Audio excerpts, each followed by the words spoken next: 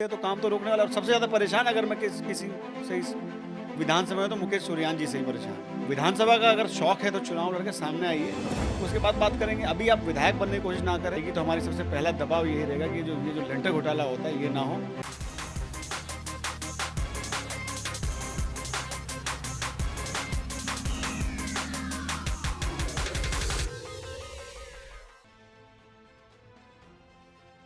राजनीति में एक दूसरे पर आरोप और प्रत्यारोप लगाना कोई नई बात नहीं है।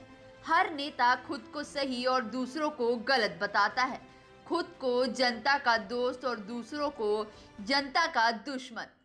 ऐसा ही राजनीति का खेल दिल्ली के विधायक और निगम पार्षदों के बीच चल रहा है, जहां दिल्ली की विधानसभा में आम आदमी पार्टी का कब्जा है, तो वहीं निगम में भारतीय जनता पार्टी काबिज है।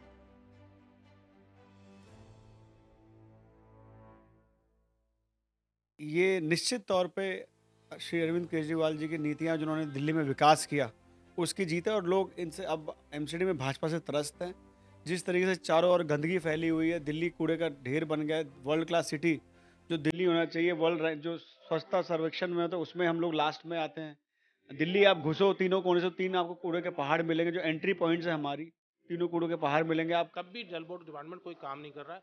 एक जैन को एक कॉन्ट्रैक्टर है जिसने पूरे जल बोर्ड को ऑलमोस्ट खरीद रखा है। पूरा जल बोर्ड उसके आगे नतमस्तक होता है, उसकी हाजिरी बजाता है।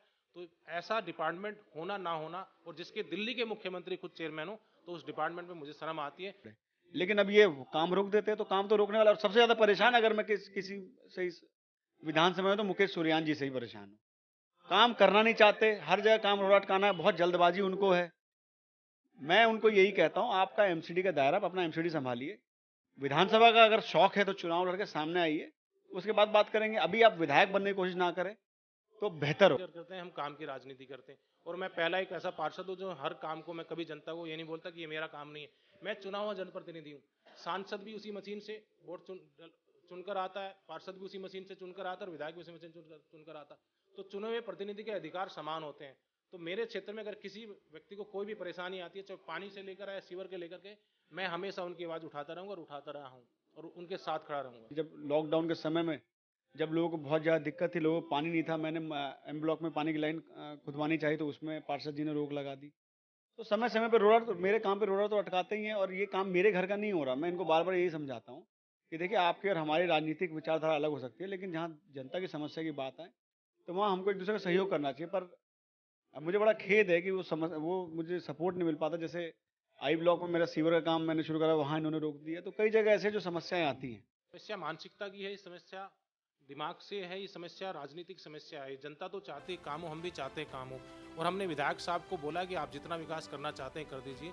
लेकिन दिल्ली सरकार का एक एजेंडा है कि निगम को किसी न किसी तरह से रोकना है। पैसा नहीं देकर तो हमें नहीं रोक पाए, क्योंकि वो हमारा टैलेंट था। आप किसी को पैसा होल्ड करके उसका टैलेंट तो नहीं रोक सकते, लेकिन पैसा ना दे करके अब इन्होंने डिपार्टमेंट के माध्यम से जो निगम विकास कर रहा है, उस निगम में विकास का रोड़ा लगाने का काम कर रहे हैं। आते उसके बाद भी जनता की जो शिकायतें आती हैं, उस पर हम जल बोर्ड के माध्यम से, या कहीं हमें अगर हेड ऑफिस भी जाना पड़ता है जल बोर्ड के, वहाँ भी हम जाते हैं। तो ये सारे कार्य हम कर रहे हैं। लाइटें लगाने का काम, सड़क बनाने का काम, सीवरेज का काम और ट्रंक सीवर का काम भी हमने यहाँ काफ़ी हद तक, जो जल बोर्ड के कॉन्ट्रैक्टर जैन को, उनको बार बार चिट्ठी लिख कर, वो हालांकि वो एमएलए के हिसाब से चल रहे हैं, बट कहीं ना कहीं हमने उन पर डिपार्टमेंट डंडा मार करके उनसे भी काम कराने का काम किया। यहाँ कई बार हम लोग 13 बार जल बोर्ड के हेड ऑफिस में जाकर मिले हैं। सीईओ को मैंने अनेकों बार पत्र लिखे हैं, मैंने सीएम साहब को पत्र लिखे, मैंने एलजी साहब को पत्र लिखे। एलजी साहब के पत्र का जवाब आता है, सीएम साहब के पत्र का कोई जवाब नहीं आता। जल बोर्ड के सीईओ को पत्र लिखते हैं, उनको टेलीफोन करते हैं, और उनको मैंने इतने बार मीटिंग की है ऑन रिकॉर्ड। अब जब मैं उनको टेलीफोन करता हूं तो अब उन्होंने मेरा मोबाइल नंबर, निखिल कुमार जो सीईओ, उन्होंने ब्लॉक कर दिया है। क्योंकि सबसे ज़्यादा शिकायतें मैं पूरे जब जोन चेयरमैन था तब भी उनसे मैं जनता के अधिकारों के लिए लड़ता था। अब मैं एसडीएमसी का काम देख रहा हूँ, एमसीडी का जो एजुकेशन डिपार्टमेंट है, अभी मैं जनता के लिए लड़ रहा हूँ, मैं पानी के लिए लड़ता हूँ। बट वो मेरा फ़ोन, अब उन्होंने मोबाइल नंबर मेरा ब्लॉक कर दिया है। और जब मैं लैंडलाइन पे बात करता तो उनके पीए कहते हैं कि आपकी समस्या, शिकायत व्हाट्सएप के माध्यम पे हमारे पास आ गई है। उन्होंने एग्री करते हैं वो लोग, और मुझे जवाब भी देते हैं कि we will resolve this very soon. But आज तक कभी कोई उनके माध्यम से एक्शन नहीं हुआ। Even on record minutes of meeting में आने के बाद में, विद डेट के साथ में, तब भी जल बोर्ड डिपार्टमेंट कोई काम नहीं कर रहा है। एक जेनको एक कॉन्ट्रैक्टर है जिसने पूरे जल बोर्ड को ऑलमोस्ट खरीद रखा है, पूरा जल बोर्ड उसके आगे नतमस्तक होता है, उसकी हाजिरी बजाता है। तो ऐसा डिपार्टमेंट होना ना होना, और जिसके दिल्ली के मुख्यमंत्री खुद चेयरमैन हो, भ्रष्टाचार में भी ये डिपार्टमेंट चरमसीमा पर 26,000 करोड़ रुपए का घोटाला भी ये डिपार्टमेंट करके बैठा हुआ है। आप मुझे बताइए ना, जल बोर्ड कहाँ काम नहीं कर रही है? मेरे आप उस वार्ड में अगर आप जाएंगे तो देखिए, जो जहाँ मेरा डिपार्टमेंट जहाँ तक है, जल बोर्ड ने जे ब्लॉक में सीवर पूरा डाल दिया। फिर हमने जो है अभी शिवपुरी में भी हमारा जगदम्बा विहार में हमारा सीवर डल रहा है।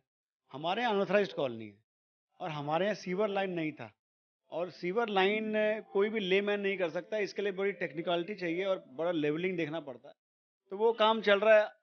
मैं इनसे पूछना चाहता हूँ, आई ब्लॉक में रोड कटिंग हो गई और आपने सिर्फ 10 फुट की वजह से आपने रोड नहीं खोदने दी, तो वो काम किसने रोका? मदनपुरी एम ब्लॉक में लोगों को पानी, गंदा पानी मिल रहा था, जब हमने मेन लाइन चेंज करने की तो 15 दिन काम किसने डिले किया? आपने जो काम रोका। ऐसे बहुत, शंकर चौक पे 2 बार मेरी लेबर लग गई और आपने खुद वहां जाके लेबर वहां से भगा दी, तो वो काम किसने रोका? देखिए, मैं पॉइंट वाइज आपको बता सकता हूँ। शकुंतला पे हमने, शकुंतला से जे ब्लॉक में हमें पानी की लाइन डालनी है, हमने एमसीडी को जो रोड कटिंग का पैसा 7 लाख रुपए हमने चेक भी दे दिया, वो आप नहीं खोदने दे रहे, तो ये काम किसने रोका? तो आप एक बात मुझे पूछिए, मैं उनसे पूछना चाहता हूँ कि काम कौन रोक रहा है? अब आप, मैंने आपको डिटेल वाइज बता दी कहाँ कहाँ काम रोका गया। अब एमसीडी का काम सिर्फ जहाँ मुझे दिक्कत कहाँ आती है, जहाँ एमसीडी की सड़क है वहाँ दिक्कत आती है। जहाँ मेरी सड़क है मैं तो फटाक से काम करता हूँ। अब जो मेरी सड़क थी, आप देखिए जे ब्लॉक में जो गली नंबर 1, 2, 3, 4 आप देखिए, वहाँ सीवर भी डल गया, पानी की लाइन भी डल गई और सड़क भी बन गई। अब क्या है, जे ब्लॉक में कुछ गलियाँ हैं जहाँ पानी की दिक्कत है, डबल मैं करना नहीं चाहता। आज मान लो मेरी रोड खुदी हुई है, मैं चाहता हूँ अब एक ही बार सीवर डल गया तो पानी की लाइन भी डलवा दूं, ताकि रोड बने तो 25-30 साल तक लोगों को खोदना ना पड़े। लेकिन अब ये काम रोक देते हैं, तो काम तो रोकने वाला, और सबसे ज्यादा परेशान अगर मैं किसी से इस विधानसभा में, तो मुकेश सूर्यान जी से ही परेशान हूँ। काम करना नहीं चाहते, हर जगह काम रोड अटकाना है, बहुत जल्दबाजी उनको है। मैं उनको यही कहता हूँ, आपका एमसीडी का दायरा, आप अपना एमसीडी संभालिए। विधानसभा का अगर शौक है तो चुनाव लड़के सामने आइए, उसके बाद बात करेंगे। अभी आप विधायक बनने की कोशिश ना करें तो बेहतर होगा। श्री अरविंद केजरीवाल जी की नीतियां जिन्होंने दिल्ली में विकास किया, उसकी जीत है, और लोग इनसे अब एमसीडी में भाजपा से त्रस्त हैं। जिस तरीके से चारों ओर गंदगी फैली हुई है, दिल्ली कूड़े का ढेर बन गया है। वर्ल्ड क्लास सिटी जो दिल्ली होना चाहिए, वर्ल्ड जो स्वच्छता सर्वेक्षण में, तो उसमें हम लोग लास्ट में आते हैं। दिल्ली आप घुसो, तीनों कोने से 3 आपको कूड़े के पहाड़ मिलेंगे। जो एंट्री पॉइंट्स है हमारी, तीनों कूड़ों के पहाड़ मिलेंगे। आप कहीं भी चले जाओ, इनके एमसीडी के सरकारी हमेशा आपको स्ट्राइक पे मिलेंगे, उनको सैलरी नहीं देते। फ्रंट लाइन वॉरियर्स जो सफाई कर्मचारी हों, या इनके सरकारी बड़ा हिंदूराव जो इनका एमसीडी का अस्पताल, उसके डॉक्टर्स हैं, पैरामेडिकल स्टाफ है, सब हमेशा स्ट्राइक पे रहते हैं। तो इनका सिर्फ मंशा पैसा खाना रह गया, ना कि लोगों का विकास करना। और अब जिस तरीके से इन्होंने 15 साल में एमसीडी में भ्रष्टाचार मचाया, उसको खोखला कर दिया इन्होंने।